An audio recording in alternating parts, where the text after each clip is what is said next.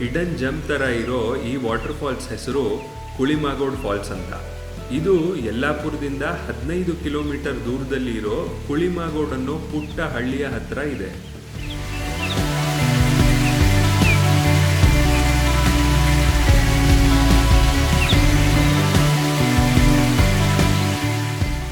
ಈ ವಾಟರ್ ಫಾಲ್ಸ್ಗೆ ನೇರವಾಗಿ ವೆಹಿಕಲ್ಸ್ಗಳು ಹೋಗೋದಿಲ್ಲ.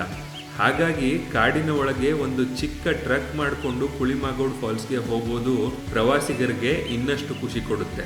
ಈ ಜಾಗದ ಬಗ್ಗೆ ಇನ್ನಷ್ಟು ಮಾಹಿತಿ ಬೇಕು ಅಂದ್ರೆ ನಮ್ಮ ಹೋಗಾಟ ಯೂಟ್ಯೂಬ್ ಚಾನೆಲ್ಗೆ ಸಬ್ಸ್ಕ್ರೈಬ್ ಮಾಡಿ ವಿಡಿಯೋಗಳನ್ನು ವೀಕ್ಷಿಸಿ.